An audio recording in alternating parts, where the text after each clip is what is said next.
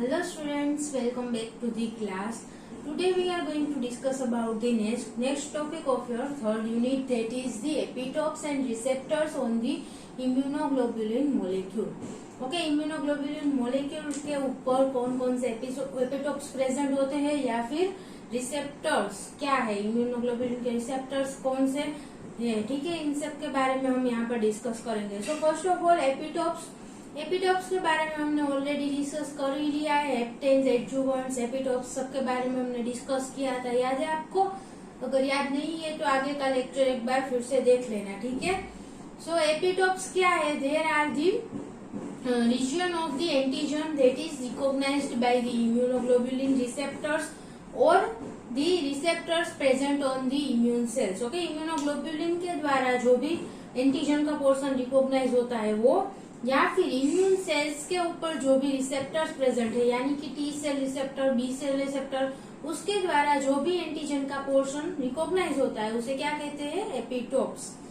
So epitopes are the antigenic determinant. Okay, उसको antigenic determinant भी कहा जाता है क्योंकि एंटीजन की सरफेस पर जो भी region T cell receptor, B cell receptor या फिर एंटीबॉडीज के द्वारा रिकॉग्नाइज होता है उसे एपिटोप्स कहते हैं, ठीक है.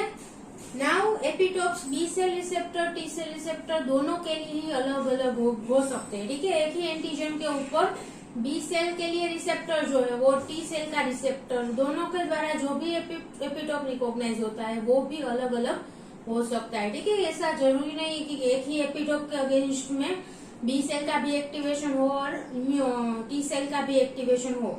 ओके, सो एक ही एंटीजन के सरफेस पर मल्टीपल एपिटोप्स प्रेजेंट होते हैं और B cell and T cell दोनों ही अलग अलग एपिटोप को रिकॉग्नाइज करते हैं, ठीक है.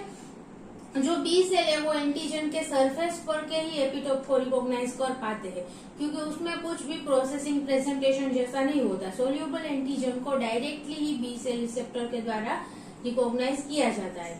और जो टी सेल रिसेप्टर एंटीजन को रिकॉग्नाइज करता है उसमें क्या होगा? उसको एमएचसी के द्वारा प्रेजेंट होना होगा, ठीक है. सो उसके लिए एंटीजन का प्रोसेसिंग होना जरूरी है. उसके स्मॉल फ्रेगमेंट में एंटीजन कन्वर्ट हो जाएगा, फिर एमएचसी मॉलिक्यूल के साथ एंटीजन प्रेजेंटिंग सेल की सरफेस पर प्रेजेंट होगा. उसके बाद टी सेल रिसेप्टर उसको रिकॉग्नाइज करता है. सो एंटीजन के अंदर का कोई रीजन है तो वो भी एपिटोप के रूप में वर्क कर सकता है यहाँ पर, ठीक है. सो बी सेल और टी सेल दोनों ही के द्वारा जो भी एपिटोप रिकॉग्नाइज होता है वो अलग अलग होगा, ठीक है. एक ही एंटीजन के अलग अलग एंटीजन के अगेंस्ट में बी सेल, टी सेल का एक्टिवेशन होता है और एक ही एंटीजन के अलग अलग एपिटोप के अगेंस्ट में बी सेल का भी अलग अलग टाइप के बी सेल का भी एक्टिवेशन हो सकता है, ठीक है. सो अगर ये एक एंटीजन है हमारे पास, उसकी सरफेस पर ऐसे दो एपिटोप्स प्रेजेंट है तो दोनों के ही अगेंस्ट में बी सेल एक्टिवेट होके दोनों ही के लिए अलग अलग एंटीबॉडीज भी प्रोड्यूस हो सकते हैं. ओके, सो एपिटोप्स के बारे में हमने डिटेल में आगे डिस्कस कर ही लिया था. सो यहाँ पर हम डिटेल में डिस्कस नहीं करेंगे, ठीक है. एक हमने दोनों के बीच में जो डिफरेंस है कि epitope that is recognised by the B cell and epitope recognition by the T cell, दोनों का डिफरेंस भी हमने डिस्कस किया था कि बी सेल को एमएचसी मॉलिक्यूल की रिक्वायरमेंट नहीं है जहां पर टी सेल को एमएचसी मॉलिक्यूल की रिक्वायरमेंट होगी, ठीक है. तो एमएचसी का कुछ पोर्शन भी एपिटोप के रूप में वर्क करता है एंटीजन के साथ. ओके, सो ये सब हमने डिस्कस किया था आगे के लेक्चर में, ठीक है. Now the comparison of antigen recognition by the B cell and T cell. Okay, ये जो हमने डिस्कस आगे कर लिया था कि एक टेबल भी हमने डिस्कस किया था दोनों के डिफरेंस के बारे में. Now second is the receptors on the immunoglobulin molecule. Immunoglobulin यानी कि जो हमारा एंटीबॉडी मॉलिक्यूल है उस पर क्या रिसेप्टर प्रेजेंट हो गए? रिसेप्टर के बारे में हम यहाँ पर बात कर रहे हैं. सो ये जो एंटीजन बाइंडिंग रीजन है, ठीक है, इम्यूनोग्लोबुलिन का जो एंटीजन बाइंडिंग रीजन है वो रिसेप्टर के रूप में वर्क करता है, ठीक है. So this are the receptors that are present on the immunoglobulin molecule. Okay, now CDR के बारे में भी हमने डिस्कस किया था, complementarity determining regions. Okay, CDR कहाँ पर प्रेजेंट होता है? It is present in the variable region, ठीक है. जो भी लाइट चेन, हेवी चेन दोनों का वेरिएबल रीजन है उसमें भी जो हाईली वेरिएबल रीजन है उसे क्या कहते हैं, CDR, ठीक है, complementarity determining region. So highly variable regions present in the variable region of light chain and heavy chain is known as the CDRs. Okay, complementarity determining region. And this CDR will participate in the binding with antigen. Antigen के साथ जो binding होता है उसमें सबसे ज्यादा कौन participate करेगा, वेरिएबल रीजन का भी जो CDR रीजन है वो एंटीजन के साथ बाइंडिंग में पार्टिसिपेट करता है. ठीक है. नाउ वेरिएबिलिटी, अभी वेरिएबिलिटी क्या है देखिए, यहाँ पर ये जो हमारा एंटीजन बाइंडिंग साइट है वो एंटीजन को रिकॉग्नाइज करता है. ठीक है. और यहाँ पर जो CDR रीजन है वेरिएबल रीजन में वो सबसे ज्यादा उसमें वेरिएबिलिटी देखने को मिलती है. सो एंटीजन, स्पेसिफिक एंटीजन के रिकॉग्निशन के लिए वेरिएबल रीजन का कौन सा पोर्शन रिस्पॉन्सिबल है, CDR. और we can say that immunoglobulin का कौन सा पोर्शन ऐसा है कि जो एंटीजन स्पेसिफिसिटी के लिए रिस्पॉन्सिबल है. ठीक है. स्पेसिफिक, अगर एक अमाइनो एसिड सीक्वेंस में भी अगर डिफरेंस हो एंटीजन में तो उसको रिकॉग्नाइज नहीं कर पाता. ठीक है. वो दोनों दो एंटीजन है, दोनों में एक ही अमाइनो एसिड में डिफरेंस है तो उन दोनों को भी सेपरेट कर सकता है इम्यूनोग्लोबुलिन. ठीक है. सो इम्यूनोग्लोबुलिन का CDR रीजन है वो इस स्पेसिफिसिटी के लिए रिस्पॉन्सिबल है. ओके. वो ही एंटीजन को रिकॉग्नाइज करने में सबसे ज्यादा पार्टिसिपेट करता है.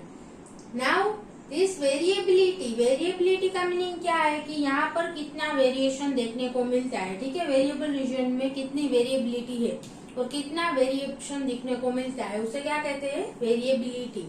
ओके. हमने ये कहा कि CDR है वो हाईली वेरिएबल रीजन है क्योंकि वहां पर जो अमाइनो एसिड है उसमें ज्यादा वेरिएबिलिटी देखने को मिलती है. ठीक है. सो वेरिएबिलिटी क्या है, it is the number of different amino acids at a given position divided by frequency of the most common amino acid at given position. क्या कहा देखिए, ये एक अमाइनो एसिड की सीक्वेंस है. यहाँ पर हम कोई भी एक अमाइनो एसिड ले लेते हैं. ठीक है. दिस Q, एक अमाइनो एसिड को हमने ले लिया. अभी this is the peptide sequence. ये हम अज्यूम कर लेते हैं कि वेरिएबल रीजन की सीक्वेंस है.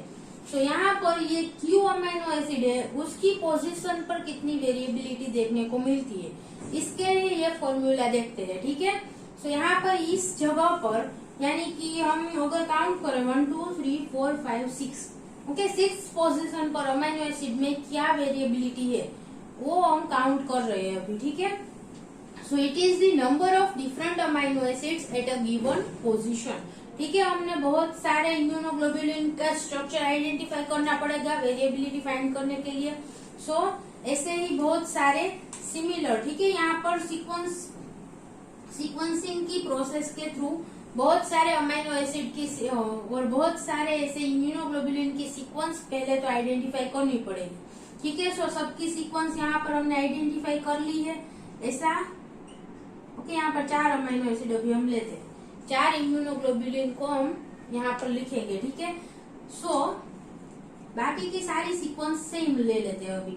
ऐसा जरूरी नहीं है कि इम्यूनोग्लोबुलिन में सीक्वेंस में एक ही अमाइनो एसिड में डिफरेंस आएगा. ठीक है. यहाँ पर कहीं भी डिफरेंस आ सकता है.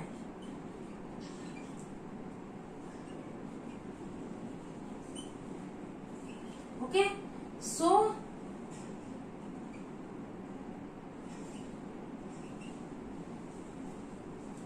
अभी ये फॉर्मूला किस प्रकार वर्क करती है देखिए, number of different amino acids at given position.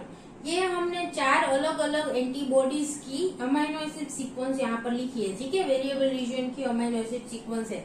सो यहाँ पर ये जो Q है उसकी पोजीशन पर कितनी वेरिएबिलिटी है वो हमें फाइंड आउट करनी है. सो सभी सीक्वेंस को इस तरह से हम कंपेयर करेंगे और फर्स्ट ऊपर क्या लिखेंगे, number of different amino acid at a given position. यहाँ पर कितने डिफरेंट अमाइनो एसिड देखने को मिलते हैं इस पोजीशन पर. ठीक है. एक तो Q है, दूसरा W. ओके. बाकी तो दोनों ही Q ही है. ठीक है. यहाँ पर अगर अलग कोई सीक्वेंस है वहां पर P आएगा, कोई अलग अमाइनो एसिड आता है तो उसे भी हमें काउंट करना पड़ेगा. ठीक है. यहाँ पर हमने ये जो 4 सीक्वेंस लिखी है उसमें 2 अलग अलग टाइप के अमाइनो एसिड आते हैं. ठीक है. ये एक पोजीशन पर यहाँ पर Q W दोनों में से कोई भी आ सकता है. सो ऊपर क्या आएगा 2.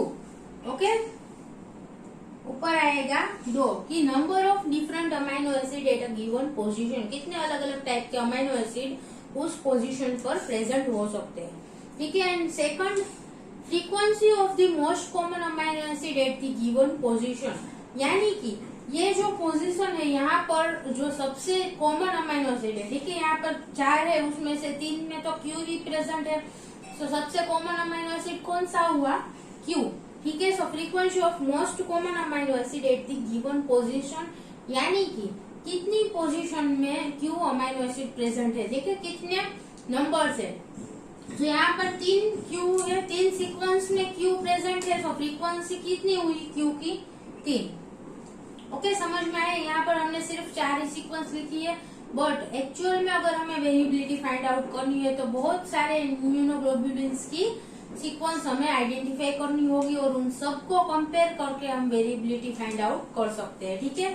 सो यहाँ पर क्या हुआ, देखिए ऊपर क्या है, number of amino acids at given position. Okay, तो यहाँ पर कितने अलग अलग टाइप के अमाइनो एसिड इस पोजीशन पर प्रेजेंट हो सकते हैं, उन सबको कंपेयर करके अलग अलग जो भी अमाइनो एसिड है उनको काउंट कर लेना है हमें। ठीक है, क्यू डब्ल्यू, अगर पी प्रेजेंट है तो पी को काउंट कर लेना है, ए प्रेजेंट है तो ए को।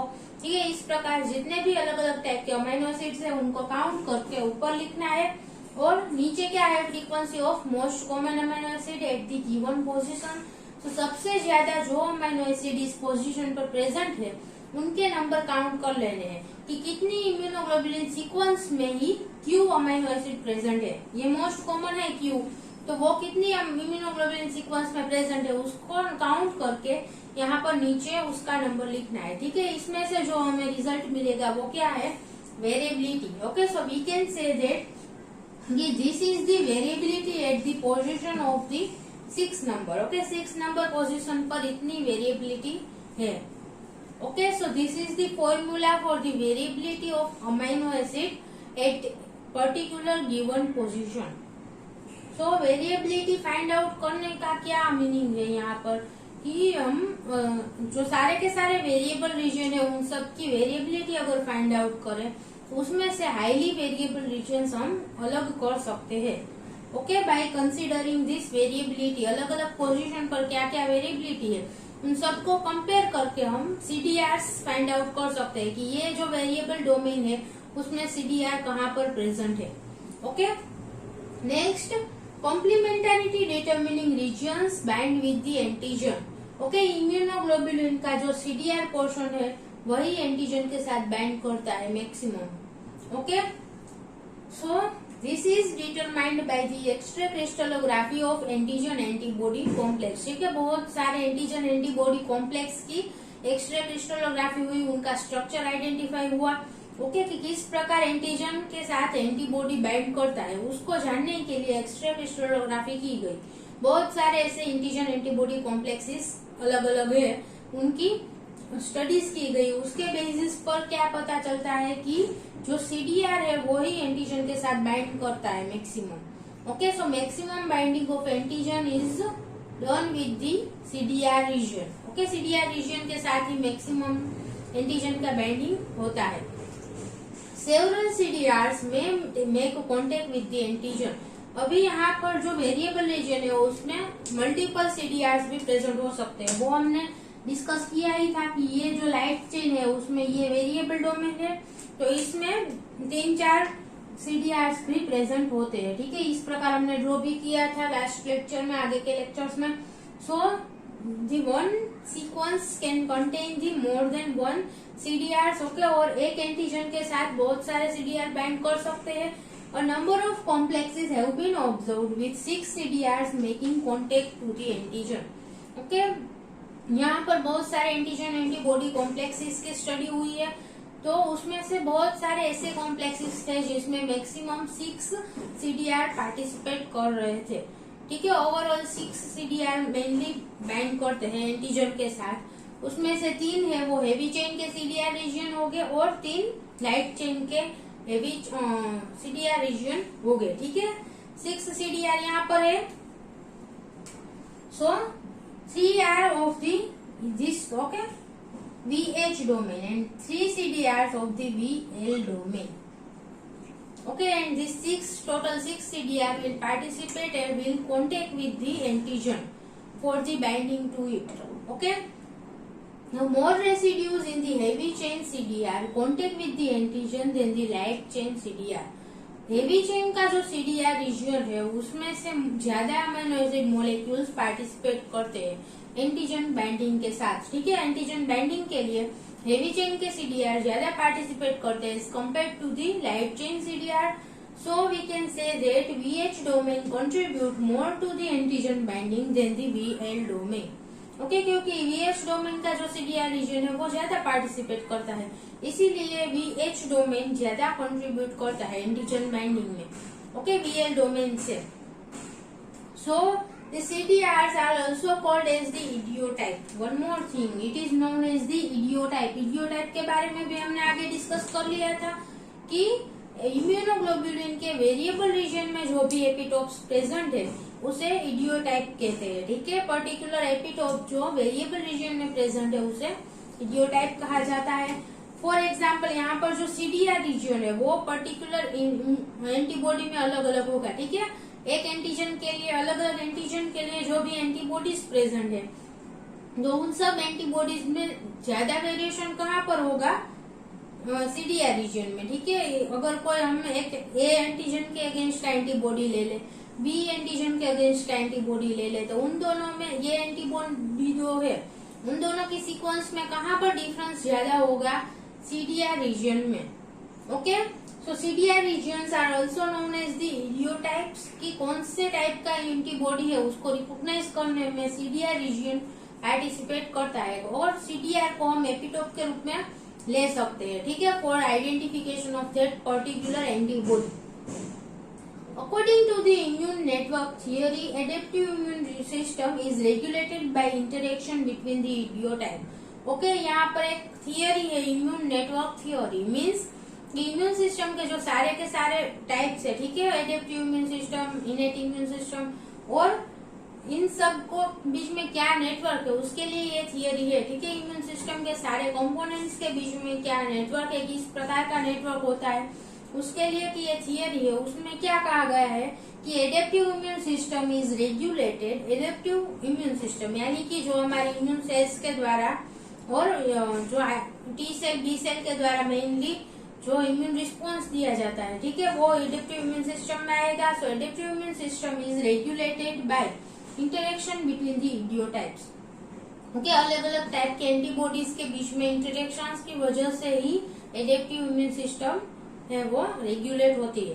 ठीक है, so this is very important portion of the antibody की एपिटोप्स भी प्रेजेंट हो गए एंटीबॉडी के ऊपर, एंड रिसेप्टर्स, इम्यूनोग्लोबुलिन रिसेप्टर्स भी प्रेजेंट हो गए. ठीक है, यहाँ पर रिसेप्टर कहाँ पर प्रेजेंट होगा, same region will work as the receptor for the antigen. Okay, CDR जो है वो एंटीजन के रूप सीडीआर है वो एंटीजन के साथ बाइंड करने में पार्टिसिपेट करता है, और वही सेम रीजन एपिटोप के रूप में भी वर्क कर सकता है. ठीक है, क्योंकि एपिटोप के रूप में वर्क करके स्पेसिफिक एंटीबॉडी को रिकॉग्नाइज करने में हम उसे यूज कर सकते हैं सीडीआर की रीजन को. Okay, so it will work as the epitope plus receptor for the antigen. Clear? So this was all about the epitopes and receptors present on the immunoglobulin molecule. Clear? ये सब हमने आगे discuss कर ही लिया था. Epitope के बारे में डिस्कस किया था, सीडीआर के बारे में भी डिस्कस कर लिया था, इडियोटाइप्स क्या है वो भी हमने डिस्कस कर लिया था. ठीक है, तो ये सब उन सब का ओवरऑल आइडिया है. ठीक है, so thank you so much for watching this video, and if you have any doubt then please ask in the comment box. Thank you.